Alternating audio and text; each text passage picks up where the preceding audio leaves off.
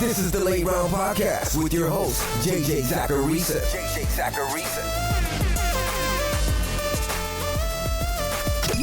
What's up, everyone? It's JJ Zacharisa, the editor-in-chief at FanDuel and at NumberFire.com, and this is episode 258 of the Late Round Podcast, one of the many shows that are part of the NumberFire Podcast Network. Thanks for tuning in. If you're a fantasy football degenerate and you're also on Twitter, you probably noticed the hashtag SFB9 being used throughout the week. That SFB9 stands for the Scott Fish Bowl, and it's the 9th edition of it. Scott Fish works in the fantasy industry, and he puts together this massive league each year, and the number of participants just keeps getting bigger and bigger. This year, there's 1,200 people across 112 team leagues, and it's all for a great cause. Check out fantasycares.net and try and make a donation if you're able to. The Scott Fish Bowl is sort of the unofficial start to the fantasy football season, at least to me. And the league is always really interesting because Scott makes it interesting. There's crazy roster requirements and different scoring basically every single year. And he does it so that we all value each position pretty evenly. Or at the very least, the scoring is the way that it is in order for us to come up with a ton of different strategies. It's really the way that fantasy football should be played. This year, like most years, it's a superflex league. So you're looking to start more than likely 2 quarterbacks. But you're also getting first down bonuses for other positions, and then there are bonuses for milestones like 50 yards rushing, 100 yards rushing, 50 yards receiving, 100 yards receiving, and so on. I drew the 11 spot in my draft. I'd rather have one of the first 4 picks to secure one of the big 4 running backs, but at 11, you at least have the opportunity to be flexible. The thing is, these drafts are unpredictable. When there's no set strategy, which is a good thing, but when there's no obvious strategy to take, it makes reading the room really difficult. So when you're at the end of one of these drafts, which I'm at the 11 spot, it's a lot more difficult to predict what's about to happen in your draft because strategies are all over the place. So that means sometimes you have to either play it really conservatively or you've got to really feel good about your prediction as to how the draft is going to go down in the upcoming round. That brings me to round 4 of my draft, so the second pick of the 4th round. By this point, 3 quarterbacks were off the board. It was actually fewer than I thought would be off the board at that point, but I'm drafting with some pretty sharp people. So I sat there thinking to myself, what's this going to look like when things get back to me in the 5th round? There was a very good possibility that we'd see a quarterback run because that's generally what happens in superflex leagues. Now, realistically, in the late 5th round, I still could have and would have gotten a reasonable enough starting quarterback. But I also knew that I wouldn't have any flexibility with my 5th and 6th round picks. Because if I saw a quarterback run already happen, my mind would automatically think that I should go back-to-back quarterback picks in the 5th and 6th round, assuming that the quarterback run would continue. So with all that being said, I drafted Aaron Rodgers at the 402 spot. I know, I'm a fraud. One thought that I had in my head when I was making that pick was that it's probably going to be fairly difficult for a quarterback in this format, given the scoring, to really separate himself like Patrick Mahomes did last year. So there are only a handful of players in my eyes who have a shot at that kind of season. And I think Rodgers at least has that upside. And in a format with 1,200 teams, you're trying to find that type of ceiling. So that combined with the fact that I was drafting a little scared, that I was fearful of a quarterback run, is why I got Aaron Rodgers. And to all you haters who think this is anti-brand, I would actually strongly disagree. As I always say, the late round quarterback strategy is not about a game of chicken. It's about a game of value. And it just so happens that historically, in single quarterback leagues, waiting on quarterback has brought the most value by far. And you can make the same argument in superflex leagues. Now, looking back, I kind of do regret the pick. That's going to happen in fantasy football. Not everything is going to come together in a draft the way that you intended it to come together. I like my team overall so far, but I do wish that I wouldn't have drafted so scared. Because roughly 8 quarterbacks were selected between my picks, and I would have been perfectly fine with someone like Jared Goff as my QB1. The good news, though, is that I still got my man Chris Godwin in the 5th round and then Hunter Henry in the 6th. It's a format that favors tight ends. So I wouldn't have both of those dudes if I had been forced to pick a quarterback in the 5th or the 6th round. But I wanted to share my process to kick off today's mailbag show because I think that it's a good learning. It's important that you guys know that my drafts don't go flawlessly all the time. That it's still difficult to do this even when I'm analyzing this stuff every single day. And I wanted to obviously share that this wasn't really an off-brand pick. Though I most definitely enjoyed the jokes that people were throwing my way on Twitter after I announced that I drafted Aaron Rodgers. So that's the story. That's the logic. Let's move on to these mailbag questions. But before doing so, I wanted to remind you guys that the last major golf tournament of the year is upon us, and FanDuel is offering up something extra for a subpar performance. Enter the PGA Eagle or the PGA Stinger contest, and if any golfer in any of your lineups gets the lowest single round score of the tournament, you'll get a share of the $10,000 bonus on top of any regular contest winnings. For more info on the $10,000 best round bonus, visit fanduel.com/best-round-bonus or download the app today. Eligibility restrictions apply. This first question is from Twitter from @funwithpronouns. Love how you explain positive regression versus progression, and I'm familiar with how you apply positive regression. But what stats do you prioritize to predict progression?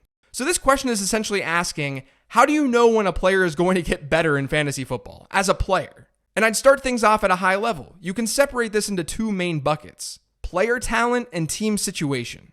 The former is not going to come from just one singular statistic. It's a puzzle that you're fitting together. What type of prospect was the player? Was he drafted highly? How old is he now? Does he have a history of high performance? Obviously, the older the player, the less likely we're going to see true progression, but the more comfortable we're going to be when predicting how that player is going to perform. Team situation can also help us with this progression equation, because we know situation matters. As I always say, Alvin Kamara is one of the best running backs in the league, but he'd unlikely be this efficient and this good in a different offense. He landed in the right spot. I'm going to combine this question actually with another one that I got from @ztetlow717 that said, could you explain your process when projecting negative regression in a player who should also be seeing progression as well? So let's take Tyler Lockett as an example. He's got negative regression hitting him this year, but things should also progress. Not only is he 26 years old and he really hasn't played a ton in the NFL given injury, but there's now more opportunity to grab hold of a larger target share in Seattle's offense. Tyler Lockett has shown crazy efficiency. He's played all over the field and thrived in all areas. He's athletic, and he was a good prospect. Everything points to Tyler Lockett being good at football. So progression can happen with the team situation and opportunity and him just having another year of experience. So again, this is sort of answering both questions. Because Lockett has a lot going for him, he can progress. And that can easily negate any negative regression that's coming his way.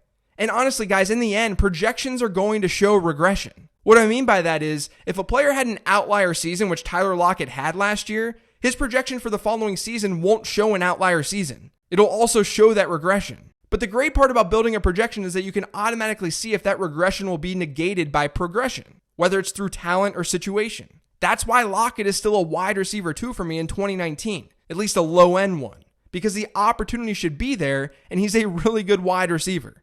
Questions like these are tough to answer, but hopefully using this example allows the concepts to make a little bit more sense. This next question is from @FFDrewRU. I have Kamara as a keeper in the 11th round of a 12-team full PPR league. What are your thoughts of me potentially trading my first and second round picks? I have the 5th pick for the first overall pick and their last round pick. So anytime someone asks a pretty specific keeper question, which is what this is, I try to send them to my Evergreen podcast that I did last year on keeper selection process. It's episode 141. But I think this is a good example as to why I send people that way, which is why I wanted to talk about it on today's Mailbag show. Your league clearly has keepers, but I don't know who those keepers are. If your league is keeping 50 total players, then clearly the 101 pick isn't as valuable as it would be in a regular league. Because instead of looking at Saquon Barkley or Ezekiel Elliott, you may be looking at Josh Jacobs or Leonard Fournette, or maybe even someone worse. So I can't give you a definitive answer to this question. My instinct says that this is probably a bad idea, but I have no idea given I don't know the keepers. My general process, though, for thinking about trades like this is to just choose players at those picks and see if it's a fair trade. Here's an extreme example of what I mean. If you're targeting Zeke with that 101 pick and you're giving up the 5th overall pick and then your second round pick, but at those picks you're only able to get like Tevin Coleman and Alshon Jeffrey or players of that caliber, then yes, do that trade. You're trading essentially Tevin Coleman and Alshon Jeffrey or those types of players for Ezekiel Elliott. Absolutely do that trade. But if you can get David Johnson and JuJu Smith-Schuster at those picks, I don't think it's necessary. So it all depends on who you're getting at those picks. And because it's a keeper league, I can't answer that question, unfortunately. This next question is from @MaddlesFF. How do you forecast rookies in your projections when it comes to things like yards per carry, touchdown rate, etc.? Do you favor previous year's production from other players from that team or focus on relative college efficiency? Or a mixture of both? Love the pod. Thanks.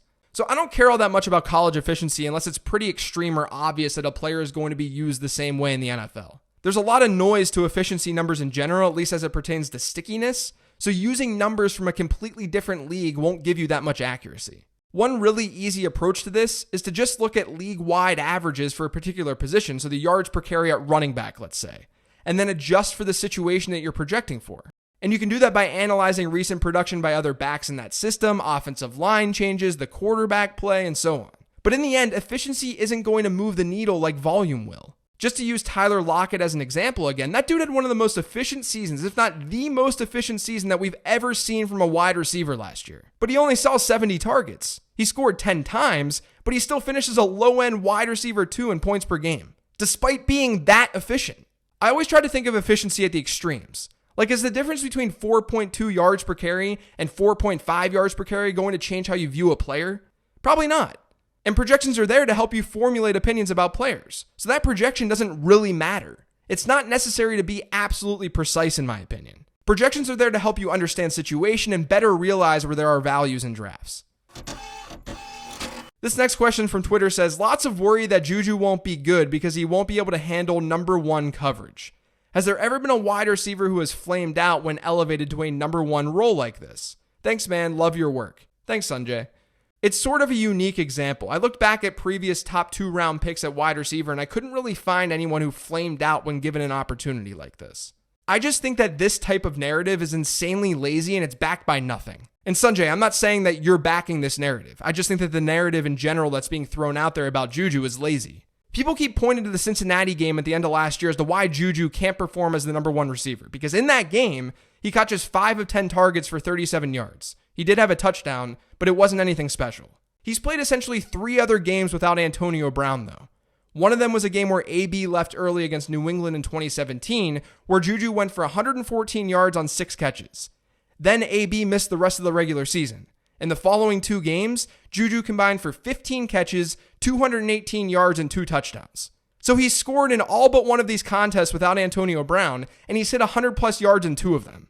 Like, we do realize that almost every good wide receiver pretty much had to take over that position at some point, right? That they weren't always their team's top wide receiver. DeAndre Hopkins did it with Andre Johnson. Devontae Adams had to do it with Jordy Nelson. Michael Thomas had Brandon Cooks there during his rookie year. Julio Jones had Roddy White. At some point, these JuJu Smith-Schuster pessimists have to take a step back and realize that he's probably the best age-adjusted wide receiver of all time. That's not hyperbole. JuJu doesn't turn 23 years old until late November. Entering the season, he'll have 2,343 yards receiving over his 2-year career. Only Josh Gordon and Randy Moss have more yards before turning 23. And JuJu is fewer than 400 yards away from Randy Moss. That means that without an injury, he's going to pass Randy Moss on that list this year. And JuJu also has the most catches before turning 23 in league history at wide receiver. Like, we've got to stop pretending that a player of this caliber can't be a number 1 receiver for an NFL team. It doesn't make any sense. And if you felt that way about other receivers when they had their opportunity to be the top guy, you missed out. JuJu Smith-Schuster is worth his average draft position. He's going to be good. And all of you haters can lose at fantasy football with that type of bad process. This next question is from @TrainOfK. A lot of fantasy analysts have been talking about how they should have avoided David Johnson in 2018 due to all the signs pointing to a terrible offense as a lesson learned. What are the most important red flags for an offense that's about to fall off a cliff? Yeah, I mean, honestly, I think that you have to just be open to quarterbacks and offensive schemes failing. You should feel better about drafting running backs and offenses with good quarterbacks because we know the offense is less likely to fail. It doesn't mean that you have to do that with all of your picks. Like, I like Leonard Fournette this year. I think he's a good value. But I also recognize that the Jaguars' offense could realistically be pretty bad. But that's partially why he's being drafted where he's being drafted. You've really got to worry more about the super early round picks because that can sink your fantasy team. It's why I think you can make the argument that Saquon Barkley should be the 4th running back off the board this year. Because there's a lot more risk with the Giants offense compared to the Cowboys, Saints, and Panthers. And you might be sitting there saying, well, Saquon Barkley was a beast last year and the Giants weren't good offensively. But that's not totally true. Yes, Saquon Barkley was a beast, that's true. But the Giants were 17th in the league in yards last year, they were 14th in yards per play, and they were 21st in total offensive touchdowns. There's room for growth there, sure, but even with an improved offensive line, there's also room for them to be worse. There's no Odell Beckham for an entire season. He's gone. And Daniel Jones could see the field. So again, to get back to your question, you have to really understand that the floor for some of these running backs can be tied to scheme and quarterback. It's not to say that running backs can't be fantasy relevant if they're not in a good offense. But if there's a really good quarterback in that offense or a strong one, you can feel a lot safer about the pick. you should feel safer about the pick. And that's definitely something that was overlooked with David Johnson last year. This last question is from @BPA1991. Talking specific projection modeling for wide receiver and running back alike, how do you model projections where there is a new coaching staff or large turnover, i.e. Arizona, Oakland, and Miami? So the first thing that you can do is look at their projected wins total for the season. See how good that team is supposed to be. That can at least sort of dictate game script and pass to rush attempt ratio. And then you have to ask yourself if we have any history of the offensive play caller that'll be running the offenses that we're analyzing. So with Arizona, you got Cliff Kingsbury. He'll likely have a pretty fast-paced offense just given his history. And there's a chance that it's pretty pass-heavy too. And then you just keep digging deeper and deeper until you get to that player level. As I've mentioned before on the show, with my projections, I take a top-down approach. I start at the team level before getting to the player level. And there are things that we can analyze at the team level to help better structure our player projections. I actually lied. That wasn't the last question. This is the last question from @Josh_Jenkins5. How would you recommend taking advantage of expert ADP data mismatch in a home league? Yeah, so if you see a mock draft from analysts, it's likely to not be a whole lot like a typical home league. In a home league, you'll have managers not really understanding roster construction and positional scarcity. And it's not their fault or anything. You've got to recognize that a lot of people playing fantasy football, they're not listening to podcasts like this one until August. They don't care about fantasy football until a week before their draft. Since they're less experienced, that means you'll have an easier time plucking value later in drafts. Let's say that you're drafting on Yahoo. You know that a lot of your home league is going to follow the ADP list or rankings list that's on the site when they're drafting, the rankings list that's in that draft room. So get a hold of that list, compare and contrast it to analyst rankings, and you'll start to find obvious values. That's how I generally approach home league drafts. Now, before giving you a send-off today, I wanted to add something about the episode that I dropped on Tuesday. I was naming some running backs and wide receivers that I like to break out this year, and I forgot to mention one of my favorites, and that's Rashad Penny. He actually fits the criteria quite well. His ADP is just higher than what I analyzed when I did the studies on spotting breakout players last year, and that's why he slipped through the cracks. But I love Rashad Penny this year. A lot of you hit me up on Twitter about it, and I need to be clear about it. I love Rashad Penny. I can dig into my love on later episodes of the show. For now, make sure you're subscribed to the Late Round Podcast by searching for it on iTunes, Google Play, SoundCloud, TuneIn, Stitcher, and Spotify. And if you're on iTunes, do me a favor and leave a rating and review. And if you're on Twitter, hit me with a follow @LateRoundQB. Thanks, everyone. Enjoy your weekend, and I'll talk to you next week.